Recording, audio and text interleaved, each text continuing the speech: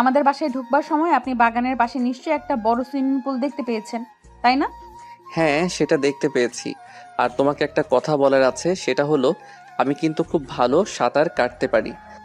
সেসব আপনার থেকে জানতে চাই না। যেটা বলতে চাই, আপনি এখন রাত 12টা বাজে, ভোর 5টা পর্যন্ত এই পানিতে দাঁড়িয়ে থাকতে হবে। এইটা কোনো কাজ হলো? আমি এক কথায় রাজি। এমন পাগল সত্যি দুনিয়ায় মেলা ভার। নীল কিভাবে এই শীতের রাতে নীলার কথায় রাজি হয়ে গেল সে সুইমিং পুলের পানিতে সে ভোর 5টা পর্যন্ত দাঁড়িয়ে থাকবে। এরপর তাকে খুঁজে পাওয়া যাবে কিনা সেটাই তো সন্দেহ। আর বিয়ে তো অনেক দূরের কথা। নীল রুম থেকে বের হয়ে সোজা বাগানের সুইমিং পুলে চলে যায়। আর তখনই পানিতে নেমে পড়ে। আর সেখানে দাঁড়িয়ে চিৎকার করে বলে, আমি জানি না আজ আমার সঙ্গে কি হতে চলেছে, কিন্তু তার বিনিময়ে আমি নীলাকে বিয়ে করতে চাই। এই কথাটা নিজের রুম থেকে নীলা শুনছিল। তখনই সে বের হয়ে ব্যালকনিতে আসে আর নীলের দিকে তাকিয়ে বলে, হ্যাঁ, তুমি এখানে এভাবেই দাঁড়িয়ে থাকো। মানুষ তো ভালোবাসার জন্য কত কিছুই করে, তুমি না হয় এইটুকু করলে। ঠিক আছে জানেমান, কোনো সমস্যা নেই। আমি তোমাকে পাওয়ার জন্য সব কিছু করতে পারি। কথাটা বলতে বলতে নীলা রুমে চলে যায় আর শুয়ে ঘুমিয়ে পড়ে। তারপর আর কোনো কিছু মনে ছিল না। সকালবেলা যখন ঘুম ভাঙলো তখন সে ড্রয়িং রুমে চেঁচামেচির আওয়াজ শুনতে পায়। চেঁচামেচির আওয়াজ শুনতে শুনতে এসে ড্রয়িং রুমের দিকে অগ্রসর হয়। সেখানে গিয়ে এসে দেখতে পায় সবাই নীলকে ঘিরে দাঁড়িয়ে আছে।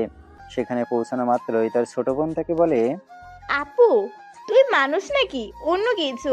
আমি এটাই বুঝতে পারছি না, একজন সুস্থ মস্তিষ্কের মানুষ হয়ে তুই এই কাজটা কিভাবে করলি? আমি আবার কি করলাম? একবার দুলাভাইয়ের দিকে তাকিয়ে দেখ কি অবস্থা করেছিস। এরপর তুই বলছিস তুই কি করেছিস? তোর এই কথাটা বলতে লজ্জা করছে না? আমার লজ্জা করবে কেন? সে তো বলেছিল সে তার ভালোবাসার প্রমাণ দিতে যা ইচ্ছা তাই করতে প্রস্তুত। আমি তো তাই তাকে একটা কাজ করতে বলেছি। এখানে আমার দোষটা কোথায়? আমি তো সেটাই বুঝতে পারছি না। তখন নিশি সহ পরিবারের সবাই নীলাকে অনেক বকাবকি করতে থাকে। আর এটা দেখে নীল কোনো রকমে নিজেকে সামলে বলতে থাকে, প্লিজ আপনারা কেউ নীলাকে কোনো কিছু বলবেন না। এখানে নীলার কোনো দোষ নেই, যা দোষ সম্পূর্ণ আমার। দুলাভাই, আপনি প্লিজ এভাবে বলবেন না। আপনি তাকে ভালোবেসে ফেলেছেন বলে আপনাকে এইভাবে ব্যবহার করতে পারে না। তার যদি আপনাকে এতই অপছন্দ তাহলে সে সরাসরি বলে দিতে পারতো। সে বিয়ে না করলে আমি তো আছি, আমি আপনাকে বিয়েটা করে নিতাম। তখন নীলা আর কোনো কথাই বলছে না। চুপচাপ সেখানে দাঁড়িয়ে দাঁড়িয়ে সবাই যা বলছে সেগুলো শুনছে। অন্যদিকে পরিবারের সবাই তাকে দোষারোপ করে কথা বলছে।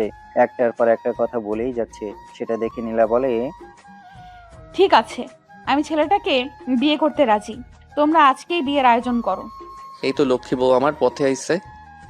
কথাটা বলে নীল সেখান থেকে উঠে দাঁড়িয়ে পরিবারের সবার সামনে নীলাকে জড়িয়ে ধরে তার কপালে একটা ভালোবাসার পরশ এঁকে দিয়ে বলতে থাকে, এটা যদি তুমি আগেই বলে দিতা তাহলে তো আর এই শীতের মধ্যে সারা রাত আমাকে পানিতে দাঁড়িয়ে কাটাতে হতো না।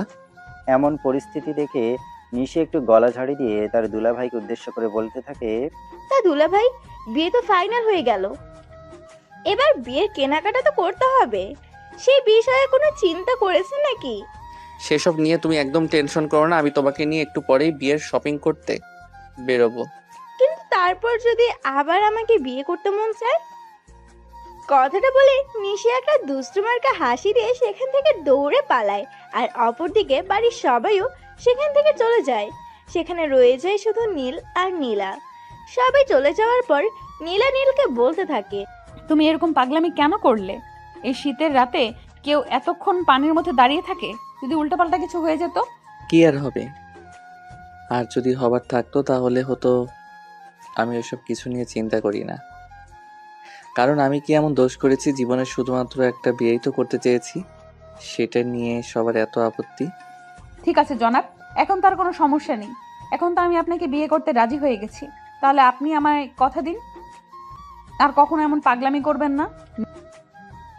ঠিক আছে বউ, কোনো সমস্যা নেই। এই যে আমি তোমাকে ছুঁয়ে প্রমিস করলাম, আর কখনো এমন পাগলামি করব না। তবে একটা কথা, আরেকবার তোমায় একটু জড়িয়ে ধরি। ন্যাকা, বিয়ে যেহেতু করছি তাহলে জড়িয়ে ধরলে সমস্যাটা কোথায়? অতঃপর নীল আর নীলা দুজনে তাদের প্রেমের গল্প করতে থাকে। এদিকে দেখতে দেখতে দুপুর হয়ে যায়। নিশিকে নিয়ে নীল চলে যায় বিয়ের শপিং করতে। আর তার বাবা মাকে চলে আসতে বলে। বিকেল 3টা বাজতে না বাজতে নীলের বাবা মা সেখানে চলে আসে। আর তাদের বিয়ের কেনাকাটাও শেষ হয়ে যায়। আর দেখতে দেখতে তাদের বিয়ের কাজটা সম্পন্ন হয়। কোনো রকমে বিয়ের কাজটা শেষ হতে না হতেই নীল বলে, বাবা, বিয়ে তো হয়ে গেল, চলো বউ নিয়ে বাড়িতে চলে যাই। আরে বিয়ের তো আরও রিচুয়াল বাকি আছে, সেগুলো আগে সম্পূর্ণ হতে দে। বিয়ে যখন করেছিস বউ নিয়ে বাড়িতে তো আসবি। বাবার কতক্ষণ লাগবে? আমি তো আর থাকতে পারছি না। আমার তো মন চাইছে এক্ষুনি বউকে নিয়ে এখান থেকে পালিয়ে যাই। নীল, আস্তে কথা বলো, এখানে অনেকেই রয়েছে, তারা এসব কিছু শুনে হাসাহাসি করবে। যার যা ইচ্ছা হয় সে তাই করুক, তাতে আমার কিচ্ছু যায় আসে না, কিন্তু আমি এক্ষুনি তোমাকে নিয়ে এখান থেকে পালাবো। কথাটা বলতে বলতে নীল সেখান থেকে নীলাকে নিয়ে সবার চোখের আড়াল দিয়ে বাইরে চলে আসে আর গাড়িতে উঠে বসে। এসে তার মাকে ফোন দেয়। ওমা, কোথায় তুমি? তাড়াতাড়ি গাড়ির কাছে আসো। আমি তো বাড়ির ভিতরেই আছি, কিন্তু গাড়ির কাছে কেন আসতে যাব? এখনো তো বিয়ের কিছু রিচুয়াল বাকি আছে, সেগুলো আগে শেষ হোক। আর কোনো রিচুয়াল করতে হবে না, আমি তোমার বৌমাকে নিয়ে চলে এসেছি। এখন শুধু তুমি ওখান থেকে কেটে পড়ো, কারণ শুনেছি নতুন বউকে নাকি। কথাটা শুনে নীলের মা হাসবে নাকি কাঁদবে কিছুই বুঝতে পারছে না।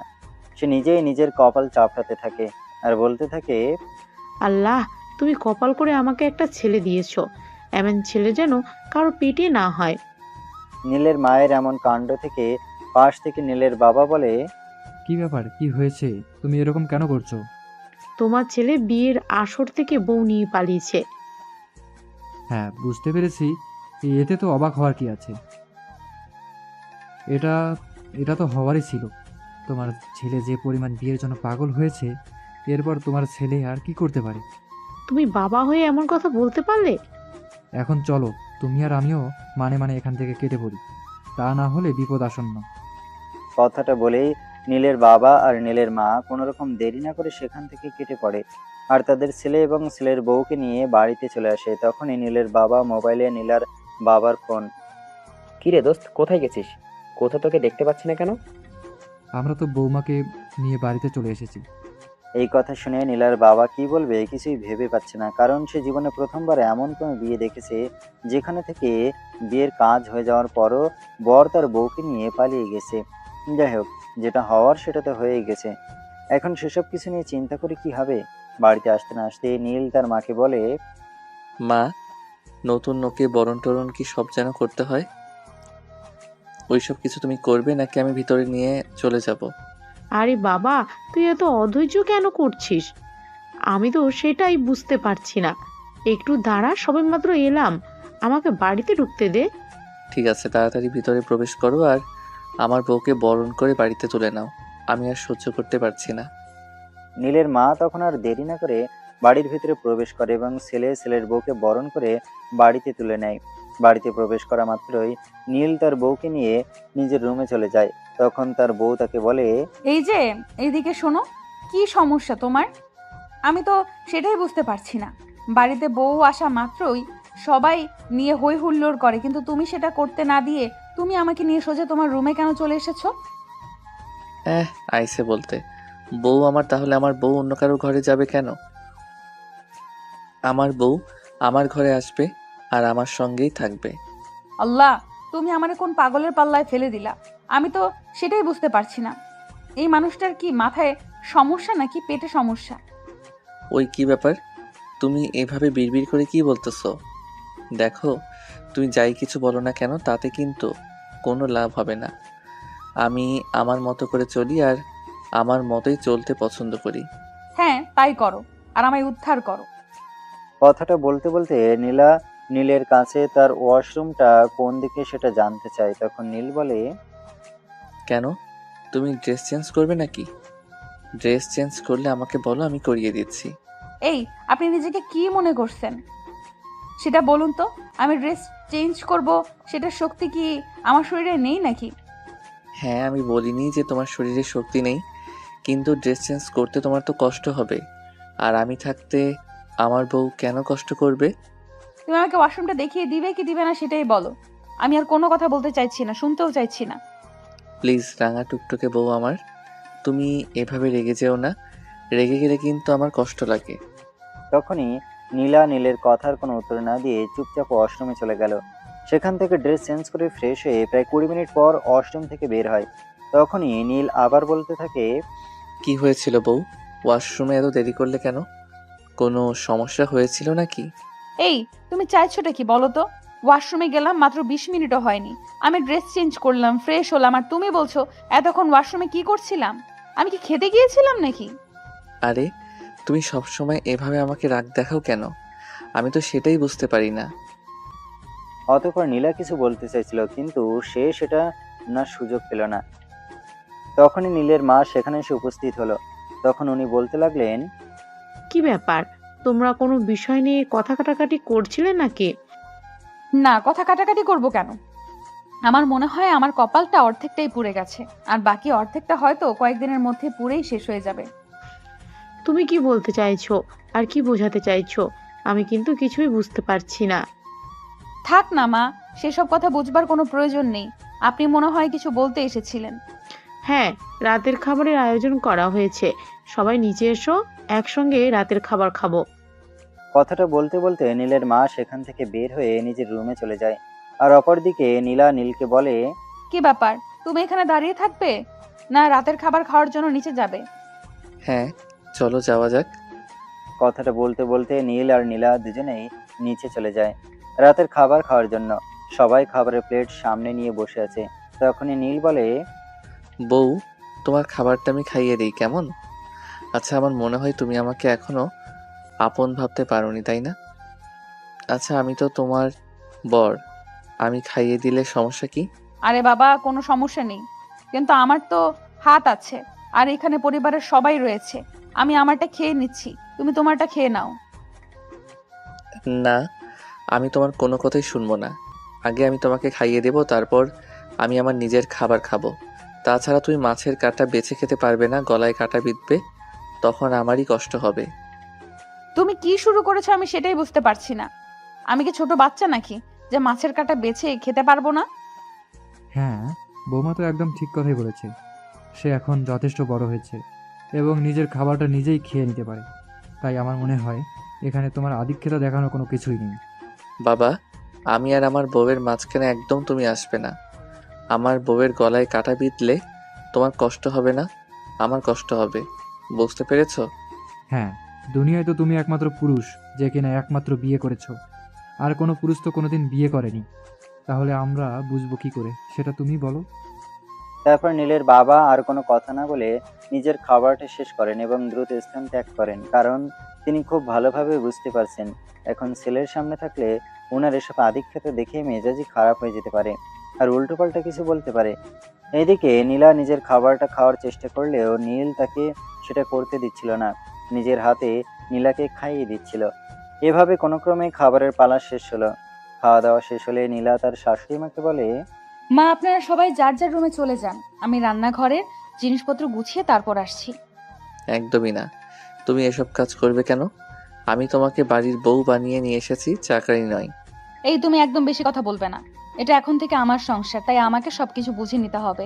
আর এটা সামান্য একটা কাজ, তাই আমি এটা করতেই পারি। না, একদমই নয়। তুমি বাড়িতে কোনো কাজ করবে না। আমি প্রয়োজন হলে তোমার জন্য আরও একটা আলাদা কাজের মেয়ে রাখবো। ছেলের এমন কথা শুনে নীলের মা তার ছেলের বউকে বলে, থাক মা, তোমার কোনো কাজ করার প্রয়োজন নেই। বাড়িতে যা কাজ আছে সব আমি একাই করে নিতে পারবো। তাছাড়া আমাদের বাড়িতে দুটা হেল্পিং হ্যান্ড রয়েছে, তাই কোনো সমস্যা হবে না, তুমি রুমে যাও। কিন্তু মা, আমি বাড়ির বউ, আমার কি কোনো দায়িত্ব নেই? তোমার একমাত্র দায়িত্ব হলো সারাক্ষণ আমার কাছাকাছি থাকা, আমায় ভালোবাসা। আমার কিন্তু একদম মেজাজ খারাপ হয়ে যাচ্ছে। তুমি যাবে আমার সামনে থেকে? যাব, তোকে তোমার সামনে থেকে নই, তোমাকে নিয়ে একদম রুমে চলে যাব। আর মা, তোমাকে একটা কথা বলার ছিল। আজ তো আমাদের বাসর রাত, তাহলে আমাদের ঘরটা এখনো সাজানো হলো না কেন? সবাই তো বিয়ে নিয়ে ব্যস্ত ছিলাম, তাই ডেকোরেশনের লোকের সঙ্গে কথা বলা হয়নি। আমি একটু আগে ফোন করেছি, তারা কিছুক্ষণের মধ্যেই চলে আসবে। আর রাত 10টা বাজার আর আগেই তোমার ঘর সাজিয়ে কমপ্লিট করে দেবে। এই কথাটা শোনা মাত্রই নীলের মুখে একরাশ বিরক্তির ছাপ দেখা দেয়।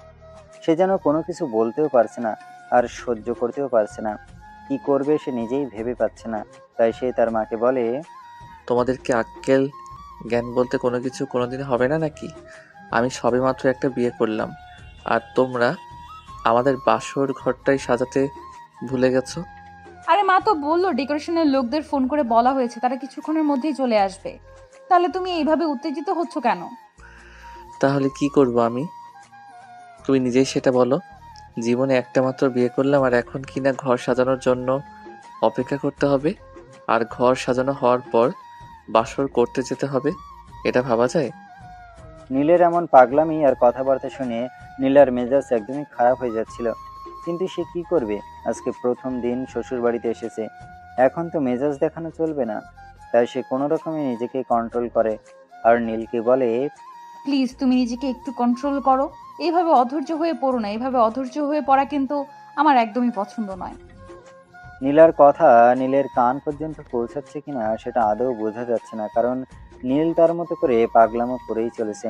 আর তখনই হঠাৎ নীলের অন্য একটা বুদ্ধি উদয় হলো। সে তার মোবাইলটা বের করে তার বন্ধুদের ফোন করতে শুরু করলো।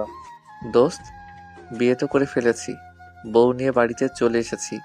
কাল বৌভাতের অনুষ্ঠান, তোরা আসবি কিন্তু। কি বলছিস দোস্ত? আমাদের চিরকুমার বন্ধু বিয়ে করে ফেলেছে? এটাও ভাবা যায় নাকি? আচ্ছা যাই হোক, তুই কোনো চিন্তা করিস না। তুই যখন বিয়ে করেছিস তখন আমরা নিশ্চয়ই আসবো দাওয়াত খেতে। হ্যাঁ, আরেকটা কথা বলে দিচ্ছি তোদের, আমার বউ কিন্তু আমেরিকা থেকে পড়াশোনা করে এসেছে এবং যথেষ্ট সুন্দরী। তোরা কিন্তু আবার ক্রাশ খেয়ে বসিস না। কি যে বলিস না দোস্ত, তোর বউয়ের উপর আমরা ক্রাশ খেতে যাবো কেন? আর তোর বউয়ের উপর যদি ক্রাশ খাই তাহলে আমাদের বউ আমাদেরকে ঘরে থাকতে দেবে? আচ্ছা ঠিক আছে, এখন রাখছি, কাল যথাসময়ে চলে আসিস। অতঃপর নীল তার একটার পর একটা বন্ধুকে ফোন করতেই থাকে, আর এভাবেই বলতে থাকে। দেখতে দেখতে রাত প্রায় 10টার মতো বেজে গেল। এদিকে ডেকোরেশনের লোকদের কাজও শেষ হয়ে গেছে। আর তখনই তার মা সেখানে এসে বলে, এই লিন, তোমার ঘর সাজানোর কাজ শেষ, এবার চাইলে তুমি ঘরে যেতে পারো। বলো কি মা, ঘর সাজানোর কাজ শেষ? ওকেই। কথাটা বলেই নীল আর এক সেকেন্ডও দেরি না করে নীলাকে সেখান থেকেই পাঁজা কোলে তুলে নেয় এবং হন্তদন্ত হয়ে নিজের রুমে ছুটে যায়। নীলের এমন ভাব দেখে নীলা বলে, এই, তুমি কি আসলে মানুষ নাকি অন্য কিছু? আমি তো সেটাই বুঝতে পারছি না। মানুষ কতটা নির্লজ্জ হলে এরকম কাজ করতে শুরু করে, আমার তো সেটাই জানা নেই। আরে আমি অত কিছু জানি না, আর জানতেও চাই না। তুমি কি জানো আর কি জানতে চাও সেটা আমায় বলো তো। আজ আমাদের বাসর রাত, সারা রাত আমি তোমাকে অনেক আদর করব, সারা রাত গল্প করব, আর না ঘুমিয়ে কাটিয়ে দেব। তোমার মাথায় এইসব কথা কে ঢুকিয়েছে এটা আমায় বলো তো। কে আবার ঢুকাবে? আমার বন্ধুরা আছে না, তারা তো সবাই বিয়ে করেছে, অনেক দিন হয়েছে, সবারই তো দুই একটা করে বাচ্চা কাচ্চা আছে। কিন্তু আমি তো বিয়েটাই করতে পারলাম না, তাই আমার বন্ধুরা আমাকে এসব শিখিয়েছে। তাহলে তুমি একটা কাজ করো, তুমি তোমার বন্ধুদের কাছেই চলে যাও, আর বন্ধুদের সঙ্গে এইসব কিছু করিও না। আমাকে দিয়ে এইসব হবে না, আমি খুবই টায়ার্ড, আমাকে ঘুমাতে দাও। আরে বউ আমার, এসব তুমি কি বলতেছো? তখন নীলা নীলের কথার কোনো উত্তর না দিয়ে চুপচাপ বিছানায় শুয়ে ঘুমিয়ে পড়ছিল। এমন সময় নীল আস্তে আস্তে তার পাশে গিয়ে বসে আর তার হাতটা ধরে বলতে থাকে, লক্ষ্মী বউ আমার, দয়া করে তুমি আমার সঙ্গে এরকমটা করো না। দেখো, তুমি আমার 10টা না 5টা না একটা মাত্র বউ। তুমি যদি আমার সঙ্গে এরকম করো তাহলে আমি কোথায় যাব? তোমার কি যে আমি তোমার সঙ্গে কি রকম ব্যবহার করি যাতে তুমি খুশি হও? আজ তো আমাদের বাসর রাত, তাই না? আমি চাইবো আজ রাত তুমি ঘুমাবে না, সারা রাত আমার সঙ্গে গল্প করবে, আমায় আদর করবে, ভালোবাসা দিবে। ও তাই নাকি? আচ্ছা ঠিক আছে, কোনো সমস্যা নেই। তুমি আমাকে একটা কথা বলো তো, এর আগে তুমি কয়জনের আদর ভালোবাসা নিয়েছো? আরে তবা তবা, আস্তাগফিরুল্লাহ, এগুলো তুমি কি বলছো? আমি তো ভাবতেই পারছি না, যেখানে আমি একটা প্রেম পর্যন্ত করলাম না, আর সেখানে তুমি বলছো কয়জনের ভালোবাসা নিয়েছি। এই কথাগুলো তুমি আমাকে বলতে পারলে? না, এই যে তুমি বাসর ঘরে প্রবেশ করার আগেই বউয়ের আদর ভালোবাসা পাওয়ার জন্য একদম উতলা হয়ে উঠেছো, তাই বললাম আর কি। তখন নীল অনেকটা অভিমানী সুর নিয়ে রুম থেকে বের হয়ে ব্যালকনিতে চলে যায়। ব্যালকনিটা তার রুমের সঙ্গে অ্যাডজাস্ট ছিল, তাই নীলা তার পিছনে পিছনে গিয়ে তার পাশে দাঁড়ায় আর বলতে থাকে, কি ব্যাপার? তুমি বুঝি আমার সঙ্গে রাগ করে এখানে এসে দাঁড়িয়ে আছো? না তো, সেরকমটা কেন হবে? আমি তোমার উপর কেন রাগ করতে যাব? তুমি তো আমার একটা মাত্র বউ, আর বউয়ের উপর কখনো রাগ করা চলে? তাহলে তুমি হঠাৎ করে আমাকে কোনো কিছু না বলে এখানে চলে এলে কেন? আকাশ দেখতে ইচ্ছে হচ্ছিল, তোমাকে বললে তো তুমি আসতে না, তাই আমি একাই আসলাম। এখন দেখা শেষ হয়েছে? তখন নীল বলে নীলা যদি তার পাশে দাঁড়িয়ে থাকে তাহলে সে আরো কিছুক্ষণ আকাশ দেখবে, কিন্তু নীলা তাকে সেটা করার সুযোগ না দিয়ে বলে, না মহাশয়, সেটা হবে না। আপনি এক্ষুনি আমার সঙ্গে রুমে যাবেন। তখন নীলার কোনো কথা না বলে চুপচাপ নীলার রুমে চলে আসে, কারণ সে চায় না নীলা রেগে যাক। তার ভালোবাসার মানুষটি সবসময় তার সঙ্গে মধুময় ব্যবহার করুক, এটাই তার চাওয়া। তাই সে নীলার সঙ্গে কোনো রকম তর্কে জড়ায় না। নীল রুমে সে বিছানা পেতে শুয়ে পড়তে চাইছিল, এমন সময় নীলা তাকে বলে, কি ব্যাপার, তুমি ঘুমানোর প্রস্তুতি কেন নিচ্ছ? বাসরাতে বউ যদি তার সঙ্গে রোম্যান্স করার পারমিশন না দেয়, তাহলে কি করতে পারি সেটা তুমিই বলো। আচ্ছা, তুমি এত বোকা কেন? কোন হাদিসে লেখা আছে বউয়ের কাছ থেকে পারমিশন নিয়ে তাকে আদর করতে হবে? কোন হাদিসে লেখা আছে কিনা সেটা আমি জানি না, আর সত্যি বলতে জানতেও চাই না। কিন্তু আমি শুধু একটা কথাই জানি, যে আমি আমার বউয়ের ইচ্ছায় বেঁচে তো কোনো কিছুই করতে চাই না। হয়েছে, এবার আর ন্যাকা সাজতে হবে না, একটু কাছে এসো।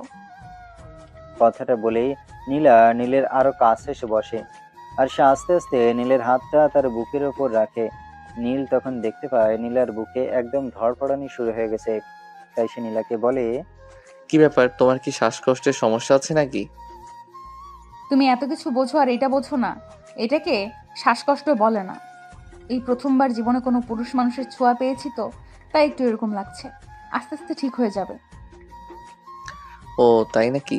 তার মানে তুমি আমাকে এটা বোঝাতে চাইছো যে তোমায় যদি বেশি আদর করি তাহলে তোমার ওইসব ঠিক হয়ে যাবে, তাই না? হাদারাম একটা, যেন কোনো কিছুই বোঝো না। ফিটার খায়।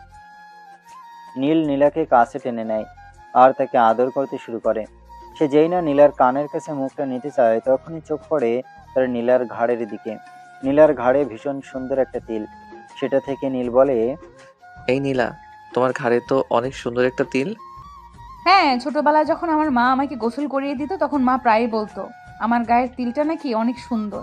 কিন্তু দুর্ভাগ্যবশত সেইটা আমার ঘাড়ে হওয়ার কারণে আজ পর্যন্ত নিজের চোখে দেখতে পারলাম না আসলেই কতটা সুন্দর। হ্যাঁ নীলা, তোমার মা একদম ঠিক কথাই বলতো।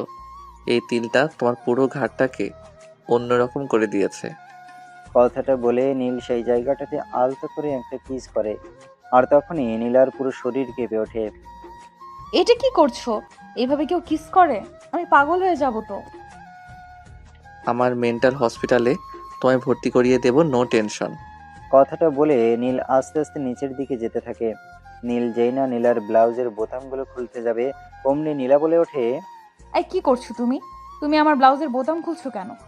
তো কি করব, কাপড় না করলে তোমায় আদর করব কিভাবে?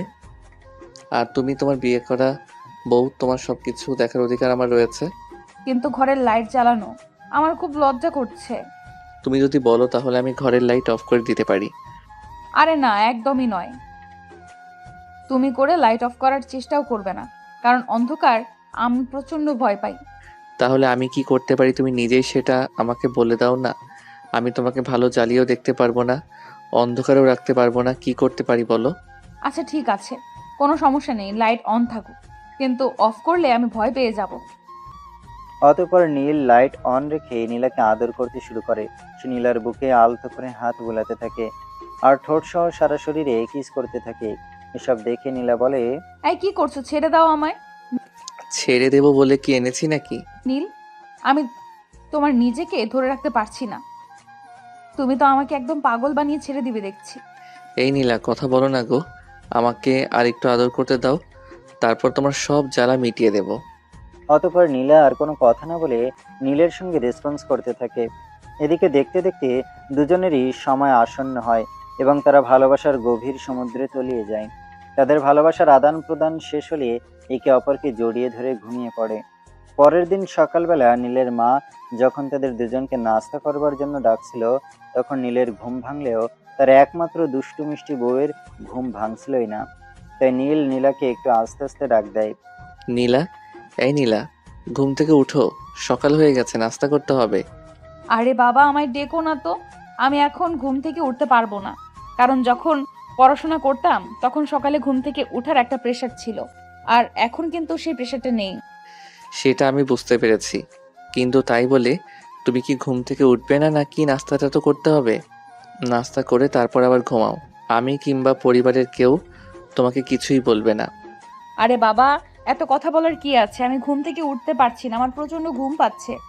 আমাকে ডাকলে কোনো লাভ হবে না। ঘুম হবে কি হবে না সেটা আমি বুঝে নেব। এই কথাটা নীল মনে মনে বলতে বলতে নীলাকে বিছানা থেকে উঠে দাঁড় করানোর চেষ্টা করে, কিন্তু সে কোনোভাবেই পারছিল না এই কাজটা করতে। তাই সেই নীলাকে একটু হেলান দিয়ে তার কাঁধের সঙ্গে দাঁড় করানোর চেষ্টা করে। আরে বাবা, বললাম তো এত প্রচেষ্টা করে কোনো লাভ হবে? আমি এত সকালে ঘুম থেকে উঠতে পারবো না। আচ্ছা ঠিক আছে, তাহলে তুমি বিছানায় শুয়ে শুয়ে সকালের নাস্তা করে নাও, কারণ সময় মতো খাবার না খেলে তো শরীর খারাপ হয়ে যাবে। কথাটা বলতে বলতে নীল নীলাকে বিছানায় শুয়ে দিয়ে সে ওয়াশরুমে গিয়ে হাত মুখ ধুয়ে নেয়। তারপর নিচে গিয়ে দুজনের জন্য নাস্তা নিয়ে উপরে চলে আসতে চাইছিল, এমন সময় তার মা বলল, কি ব্যাপার বৌমা, কোথায়? আমার কলিজার মধ্যেখানে। ধুর, তোর সাথে কথা বলাই অনর্থক। আমি তো এইটাই বললাম যে এত বেলা হয়ে গেল, বৌমা এখনো ঘুম থেকে ওঠেনি। না, তাহলে তুই দুজনের জন্য নাস্তা নিচ্ছিস কেন? বৌমা ঘুম থেকে উঠুক, তারপর না হয় আমি বৌমার নাস্তাটা গরম করে দিব। আচ্ছা তোমরা কি ভাবো বলো তো? আমি একা একা খেয়ে তারপর এখান থেকে চলে যাব, আর আমার বউটা না খেয়ে কষ্ট করবে? ও মা, আমরা সেই কথা কখন বললাম যে বৌমাকে না খেয়ে কষ্ট করতে হবে? তুই তো নিজেই বললি বৌমা এখনো ঘুম থেকে উঠেনি, তাহলে এখানে আমাদের দোষটা কোথায়? আমি তো সেটাই বুঝতে পারছি না। হ্যাঁ, সে এখনো ঘুম থেকে ওঠেনি, কিন্তু তাই বলে না খেয়ে থাকতে হবে নাকি? সে ঘুমাবে আর আমি তাকে ঘুমের মধ্যেই খাইয়ে দেব? তোর মতো বউ পাগল ছেলে আমি জীবনে দ্বিতীয়টা দেখছি কিনা সন্দেহ আছে। হ্যাঁ, সে তোমার, আমাকে যা ইচ্ছে তাই বলো, আমি কোনো কিছুই বলবো না। অতঃপর নীল তার মাকে আর কোনো কথা বলার সুযোগ না দিয়ে নাস্তার প্লেট দুটো নিয়ে রুমে চলে আসে, আর নীলাকে আধ ঘুমন্ত অবস্থাতেই নাস্তা খাইয়ে দেয়। এদিকে আজ তাদের বিয়ে রিসেপশনের আয়োজন করা হয়েছে। দুপুর হতে না হতে বাড়িতে আত্মীয় স্বজন আসা শুরু করে দিয়েছে। নীলার যখন ঘুম ভাঙলো তখন দুপুর প্রায় 12:30টার মতো বাজে, আর তখনই তার ছোট বোন নিশির phone. Hello my dear sweet sister, how are you? এই তো আছি ভালোই। তোর কি অবস্থা? আর আজকে রিসেপশনে আসছিস তো? আরে কি যে বলো না, তোমার রিসেপশন আর আমি আসবো না এমনটা হয় নাকি? আছে, কি করেছিলে? দুলাভাই কোথায়? এই তো সবেমাত্র ঘুম থেকে উঠলাম, তোর দুলাভাই বিছানা গোছাচ্ছে। আরে কি বলছো তুমি? দুপুর হয়ে গেল আর সবে মাত্র তুমি ঘুম থেকে উঠলে? তা আবার বলছো কি না দুলাভাই বিছানা গোছাচ্ছে? এটা হয় নাকি? কেন, এত অবাক হওয়ার কি আছে? আমি তো সবসময় এমনটাই চেয়েছিলাম, আর এরকমটাই তো পেলাম। তাছাড়া তোরাও তো বলতি আমার এরকম ঘরে বিয়ে না হলে আমি সংসারই করতে পারবো না। কিন্তু তাই বলে 12:30টার সময় তুমি ঘুম থেকে উঠবে? তাও আবার তোমার আজ রিসেপশনের অনুষ্ঠান আছে। আচ্ছা ঠিক আছে, তুমি ফোনটা একটু দুলাভাইকে দাও তো। 1 মিনিট ওয়েট কর, আমি দিচ্ছি। ততক্ষণে নীলের বিছানা গোছানো প্রায় শেষ, তাই নীলা তাকে ডাক দিয়ে বলে, এই নাও, তোমার একমাত্র আদরের শালিকা ফোন করেছে, তার সঙ্গে কথা বলবে। কই দাও দেখি। হ্যালো মাই ডিয়ার সুইট শালিকা, কি অবস্থা? আমার তো আছে কোনো রকম অবস্থা, কিন্তু আপু আজ এত দেরিতে ঘুম থেকে উঠলো কেন? তোমার আপু নাকি এত সকালে ঘুম থেকে উঠতে পারে না। তাছাড়া সে তো সকালে নাস্তাটাও নিজে খায়নি। আমি তো তাকে আধ ঘুমন্ত অবস্থায় সকালে নাস্তা খাইয়ে দিয়েছিলাম। ওরে বাবা রে বাবা, এত কেয়ারিং! বউ ঘুম থেকে উঠলে তাকে আধঘুম অবস্থায় নাস্তা খাইয়ে দিতে হবে?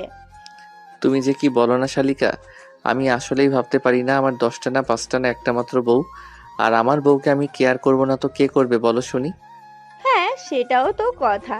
আপনার তো 10টা 5টা বউ নাই যে অন্য কেউ কেয়ারিং করবে। আচ্ছা ওসব কথা বাদ দাও শালিকা, তো আসছো কখন সেটাই বলো। তখন নিশি বলতে থাকে তারা কিছুক্ষণ পরে বাড়ি থেকে রওনা দেবে। কারণ নীলের বাড়ি থেকে তাদের বাড়ি অনেক দূর যেতে যেতে রিসেপশনের সময় হয়ে যাবে। অতঃপর দুলাভাইয়ের কথা শেষ হলে নীল নীলাকে বলে, ফ্রেশ হয়ে এসো নাকি আমি তোমায় ফ্রেশ করিয়ে দেব? না মহাশয়, সেটার কোনো প্রয়োজন হবে না। কারণ আমি খুব ভালো করেই জানি এখন আমি যখন ফ্রেশ হতে যাব তখন যদি আপনি আমার সামনে থাকেন আর আমাকে বিবস্ত্র অবস্থায় দেখতে পান তখন তো আপনার আবার উল্টাপাল্টা কিছু করতে মন চাইবে। কিন্তু আজ তো রিসেপশন আছে, তাই এইসব করা এখন আর চলবে না, বুঝতে পেরেছেন? হ্যাঁ সেটাও সঠিক, কিন্তু তোমার যদি কোনো সমস্যা হয় তাহলে আমি রুমেই আছি, আমায় ডেকে নিও।